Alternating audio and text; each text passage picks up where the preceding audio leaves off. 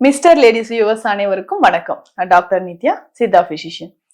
கோடை காலத்தில் வரக்கூடிய நிறைய பிரச்சனைகள்ல சிறுநீரக கற்கள், ரீனல் கால்குலை அப்படின்னு சொல்றோம். கிட்னி ஸ்டோன்ஸ் நிறைய பேருக்கு இருக்கு. கிட்னி ஸ்டோனை பொறுத்த வரைக்கும் இமிடியேட்டா எல்லாரும் என்ன பண்றோம்னா, ரொம்ப நாளே எனக்கு கிட்னி ஸ்டோன் இருக்குன்னா இமிடியேட்டா நம்ம வந்து சர்ஜரி பண்றோம். சர்ஜரி பண்ணி ஒன்ஸ் அந்த ஸ்டோன்ஸை வந்து ரிமூவ் பண்றோம்னு வச்சுக்கோங்களேன். அகைன் ஒரு வருஷத்துக்கு அப்புறம் திரும்பவும் வந்து கிட்னி ஸ்டோன்ஸ் வந்து ஃபார்ம் ஆகுது. ஸ்கேன்ல வந்து கிளியரா சொல்லுவாங்க எந்தெந்த இடத்துல எந்தெந்த லொக்கேஷன்ல நமக்கு வந்து சிறுநீரக கற்கள் இருக்கு.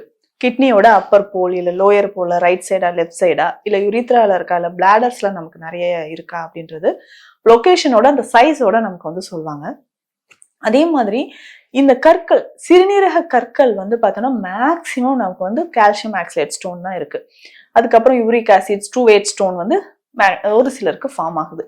இந்த கால்சியம் ஆக்சலேட், கால்சியம் நம்ம உடல்ல அதிகமா தேங்கும் பொழுதுதான், நம்ம சரியா தண்ணி குடிக்காம இருக்கும்பொழுது, பாடியில வந்து ஃப்ளூயிட்ஸ் கம்மியா இருக்கும்பொழுது நமக்கு என்ன ஆகுதுன்னா கால்சியம் வந்து அதிகமா தேங்க ஆரம்பிச்சுட்டு சிறுநீரகங்கள்ல அங்கங்க கற்கள் மாதிரி உருவாகுது.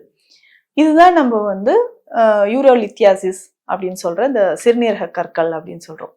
இப்போ சிறுநீரக கற்கள் நமக்கு வந்து இருக்கும் பட்சத்துல என்னென்ன சிம்டம்ஸ் இருக்கு, சித்த மருத்துவத்தில் அதை எப்படி சொல்றாங்க, அதற்கேற்ற சிகிச்சைகள் என்ன அப்படின்னு பார்க்கலாம்.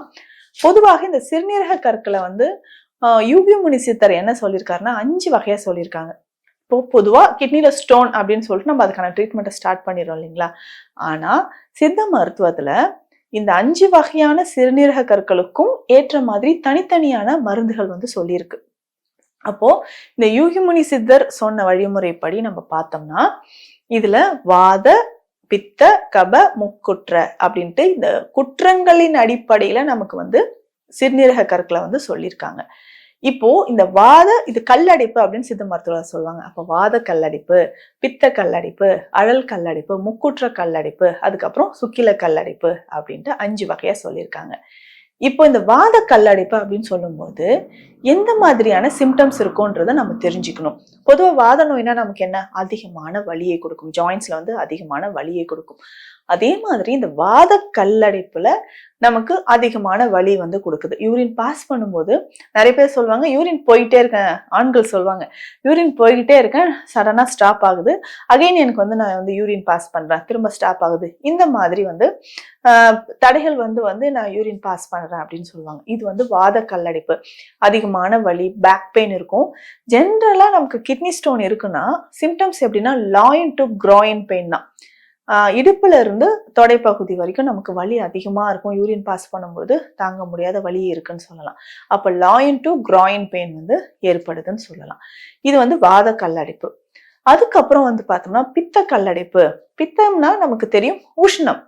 ஆப்வியஸ்லி நமக்கு வந்து உஷ்ணத்தினால் வரக்கூடிய கல்லடைப்பு. ஜென்ரலா கிட்னி ஸ்டோன்னு நம்ம சொல்லும்போது உடல்ல உஷ்ணம் அதிகமாயிட்டு அதனால வருது இல்லைங்களா. அப்போ நம்ம பித்த கல்லடைப்புல என்னென்ன மாதிரியான சிம்டம்ஸ் இருக்கும்னா ரொம்ப எரிச்சல், சிறுநீர் தாரையில் அதிகமான எரிச்சல், இரும்பு கம்பியை காய்ச்சி சிறுநீர் தாரையில் வைத்தது போல எரிச்சல் இருக்கும் அப்படின்னு சொல்றாங்க. அந்த அளவுக்கு தாங்க முடியாத ஒரு பர்னிங் சென்சேஷன் இருந்துகிட்டே இருக்கும்.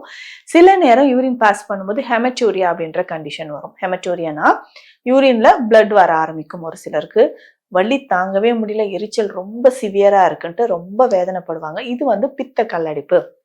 அழல் கல்லடைப்புன்னு சொல்லும்போது அதுக்கப்புறம் வந்து பார்த்தோம்னா கபம் கல்லடைப்பு. கபம் கல்லடைப்புனா நமக்கு தெரியும் உடல்ல அதிகமா குளிர்ச்சி ஏற்பட்டு அதனால வரக்கூடியது.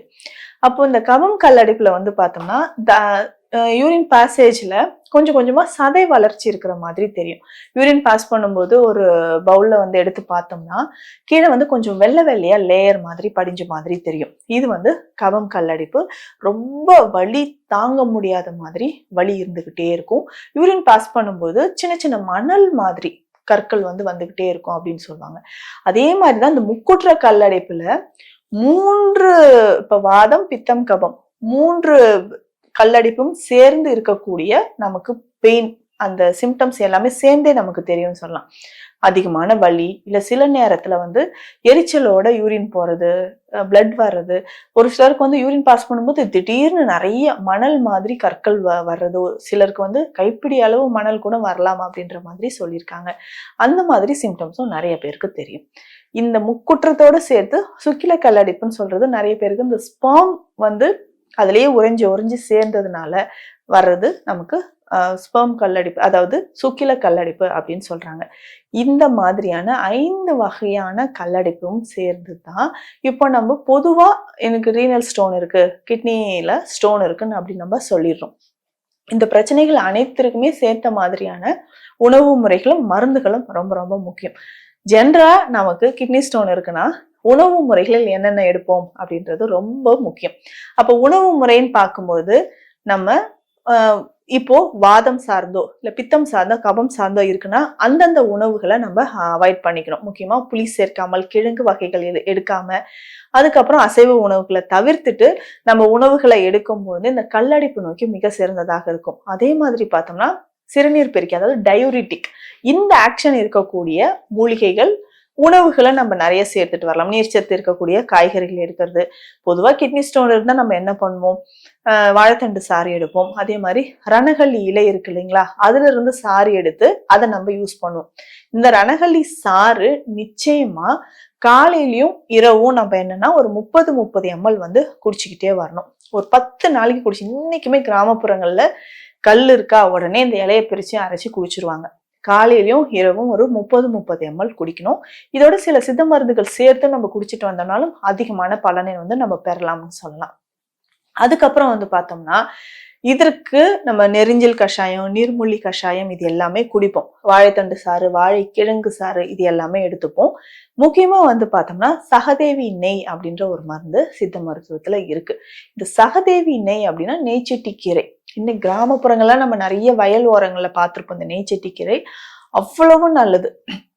சிறுநீரகம் சம்பந்தப்பட்ட அனைத்து நோய்களுக்கும். இன்னைக்கு சிகேடி ப்ராப்ளம் இருக்குன்னு வச்சுக்கோங்களேன், சிறுநீரக செயலிழப்பு இருக்குன்னா, இல்ல யூரினரி ட்ராக்ட் இன்ஃபெக்ஷன் அடிக்கடி வருது, பிளாடர்ல நமக்கு வந்து அதிகமான பிரச்சனை ஏற்படுது, இது எல்லாத்துக்குமே நமக்கு இந்த நெய்ச்செட்டி கீரை ரொம்ப முக்கியமானது. அதனுடைய வேறு பெயர் தான் சகதேவின்னு சொல்றோம். இந்த சகதேவி நெய்யை நம்ம வந்து பயன்படுத்திக்கிட்டே வரணும். இது நம்ம ஸ்பெஷல் மெடிசனா கிட்னி ப்ராப்ளம் இருக்கிறவங்களுக்கு, கிட்னி ஸ்டோன் இருக்கிறவங்களுக்கு நம்ம கிளினிக்ல கொடுத்துட்டு இருக்கிறோம். இந்த கீரையோட சாறு நம்ம எடுத்து வச்சுக்கணும். இது கூட நம்ம நன்னாரி, வெட்டி வேர், நெரிஞ்சில், நீர்முள்ளி விதைகள், கொஞ்சமா சீரகம், பெருஞ்சீரகம், சதக்குப்பை இது எல்லாமே சேர்த்து நம்ம இந்த சாறும் விட்டு நல்லா கொதிக்க வச்சு கஷாயமா எடுக்கணும். இந்த கஷாயத்தை பசு நெய்யோடு சேர்த்து திருப்பி காய்ச்சணும். இந்த காய்ச்சின நெய் பக்குவத்தில் வரதே கிட்டத்தட்ட 1 நாள் ஆயிடும். ஏன்னா அந்த கஷாயம் வந்து 8 பங்கு தண்ணீர் விட்டோம்னா 1 பங்கா நமக்கு கிடைக்கணும். இந்த மூலிகையெல்லாம் சேர்த்து 8 பங்கு தண்ணீர் விட்டு அது 1 பங்கா கிடைச்சதுக்கு அப்புறம் அந்த 1 பங்கு கஷாயத்திற்கு சம அளவு நெய் சேர்த்து நம்ம இதை கொதிக்க வச்சு எடுக்கணும். ஸோ 1 நாள் ஆயிடும் இந்த மாதிரி மெடிசன் ரெடி பண்றதுக்கு, 1 டே ஃபுல்லா. அப்போ இந்த நெய்யை எடுத்து, அவ்வளோ வீரியமான இந்த நெய்யை திரும்ப திரும்ப எனக்கு வந்து சிறுநீரக கற்கள் வருதுன்னு சொல்றவங்களுக்கு, சிறுநீரக செயலிழப்பு இருக்குன்றவங்களுக்கு காலை இரவு 2 வேளையும் ஒரு 10 ml அளவுக்கு குடிச்சுக்கிட்டே வந்தோம்னா ஆயுசுக்கும் நமக்கு வந்து இந்த சிறுநீரக கற்கள் வராமல் பாதுகாக்க முடியும். உணவு முறையிலும் நான் சொல்றதை ஃபாலோ பண்ணிட்டோம்னா கோடை காலம் மட்டும் இல்ல, எந்த காலத்திலும் சிறுநீரக கற்கள் இருந்தாலும் முற்றிலுமாக விடுதலை பெறலாம். மீண்டும் அடுத்த பதிவில் சந்திக்கலாம். நன்றி.